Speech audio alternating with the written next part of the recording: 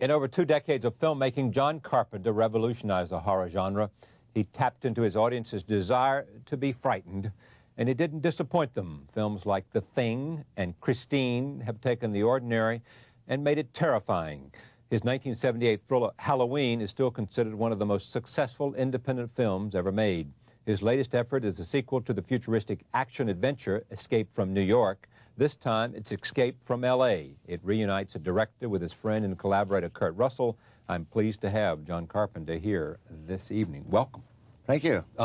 What happened to get this film made? I mean, was someone saying, we ought to do a sequel, and what has to happen is for Carpenter and Russell decide that they want to do it now? Basically, it was Carpenter and Russell had to decide they wanted to do it. We talked about making a sequel in '85. But we really didn't have an L.A. that we wanted to escape from. In other words, we knew what to do with New York, but we didn't know what to do with Los Angeles. How do you capture Los Angeles for the public, for what it really is?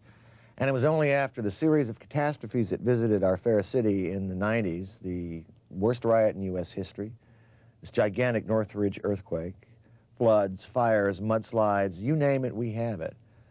And Kurt and I got together and talked, well, why don't we leave? We all stay there. What's our problem? Why do we all stay when we know they're telling us eventually we're going to be decimated? It's because we're in deep denial. Heavy denial of how bad it's going to be, or what?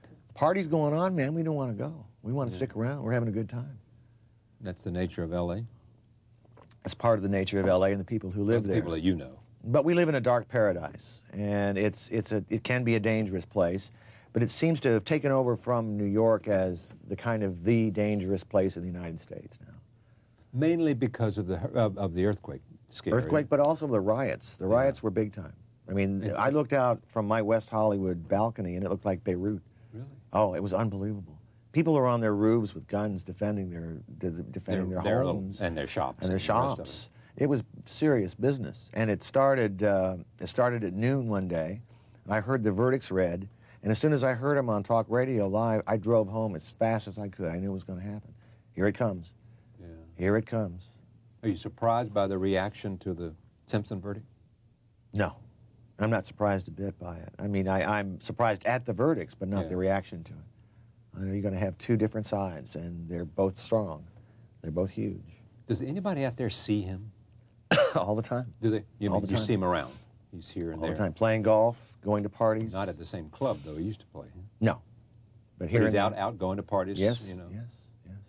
There's a big move in his neighborhood to move him, get him out of there. Yeah. You know him? No, don't know him. Yeah. Kurt Russell. Yeah. He's a very interesting guy to me as an actor because, one, this relationship he has with Goldie, which seems to be, a very good marriage. He's been on the program before, and I like him. He's somebody you can talk to. But he's also very bankable, isn't he? He is now. He sure is, and his time is due.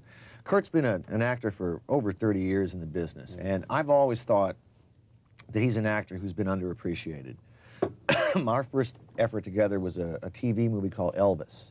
He played Elvis Presley, and I directed him, and he made me forget that he was an actor, and he made me believe he was Elvis Presley. And I thought, well, man, that's hard to do. I don't know any other actor that can do that, because he doesn't resemble him physically. But he had the essence of the character. He had the essence of Elvis. So I thought of him to play this kind of wild bad guy in Escape from New York named Snake Plissken. And lo and behold, he pulled him off. So here we are again all these years later. You came out of Western Kentucky and then went out to USC Film School, right, as I remember. Is film school, is that what you recommend young men and women who want to be directors to go to film school, either at USC or NYU or some other place where they know what they're doing? Well, I recommend to young filmmakers that you learn the craft of movie making right from the ground up, and that's what I had to do. I haven't been around a film school in years, and I'm not quite sure what they're like anymore. But I had to learn. For you? Oh, I learned everything. I learned how to, I had to learn the camera and how to light and shoot, sound, editing. I learned everything from the ground up. I had to learn to project the film. So it's not just that you're walking in and you're not just a writer. You're not just somebody who's talked his way into a project. You know the nuts and bolts of filmmaking. You've studied it from the ground up, because it's very, very important to understand where you're going. That, I would suggest a young kid has that, but also he has to have talent and luck. And those are things you can't And the study. best directors you know, other than some experience, talent, and luck, the best ones you know, what do they have? Is there a common denominator? Is it the ability to tell a story? Is it the ability to somehow choose? They see. They can see. They can see. The best directors can see. Some directors don't tell great stories. Some directors are a little bit better off with more lyrical material. Some people aren't, everybody's different, but they can visualize it. They can see. This is what, movies are pictures. Sometimes they have dialogue, sometimes they don't, but it's about seeing things. That's true about most people who do something very well, isn't it? I mean, certainly if they're creative or entrepreneurial, there is the ability to see. If you're businessmen and women, it's the ability to see how the deal will work. Painters can see where they're going. That's right. So I would say it's the same for a movie maker. Have a vision. He has a vision of something that means something to him, can see it on the screen before it's there, and that's simply creativity, talent. Do you like the editing process? I do very much. It's a rewriting process. Basically, you've shot one movie, and if you want to make it work differently, you can. You can rewrite a film by the editing. Are you there for every frame for the edit, or you go in and have somebody else do a rough cut, and then you come in and... I don't literally cut it myself. No, I know that, but you know what I mean. Obviously, yes, I understand that. But some people just have an editor who they've long known and trusted put together. No, never. No, they're my films. They got my name above the title. I better be in on it. Well, it's interesting about you when you say that. You're one of those directors whose name does go above the title because you are, you have a name brand. Well, one thing they taught me in film school was no matter what, if you're a gun for hire or you write the screenplay yourself, no matter what, make it your own film. Make it personal. Bring something to it. One of my teachers at film school was Orson Welles, and he said, look, sometimes I do scripts because there's a great chase in the 10th reel, and I can do something with that chase. He said, I just don't do it for necessarily the whole movie, but when I do it, it's all mine. So I have the same philosophy. I had some great teachers back at this. Yeah, Welles was a good teacher. Orson Welles, Howard Hawks, John Ford, Alfred Hitchcock. I mean, they were all lecturers at our school. I learned from the greatest. Welles was a good teacher?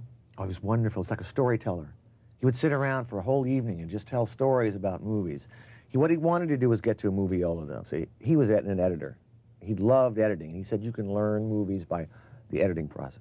Sitting down at a moviola and learning. Even in my exposure to making film for television, it's unbelievable. People who understand editing have a great sense of what a shot ought to be and where it ought to go and how it fits with the next shot. How it fits with the next shot, yeah.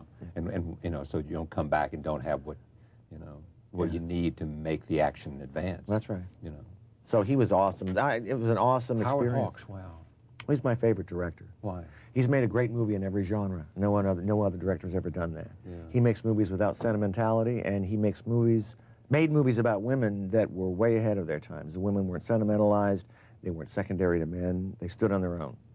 He made very typically American films. He showed us the way we are or the way we should be, as opposed to John Ford brought the immigrant experience of the Irish, and Alfred Hitchcock was a transplanted Brit and so forth. Howard Hawks was right down the line, kind of an American filmmaker. So the people you really admire the most are people, who are either dead or worked a long time ago. Yes, the classic American directors is where I get my primary inspiration. But the newcomers now, the independents that are coming up, they're the hope. They're the ones who are going to come and change the rules and really get things going again. I'm very happy about a friend of mine, Quentin Tarantino. He's doing some very good work. I like what he's doing. He's a friend of this broadcast, too. Yeah. Great to have you here, John. Thank you very much. Thank you. Escape from L.A.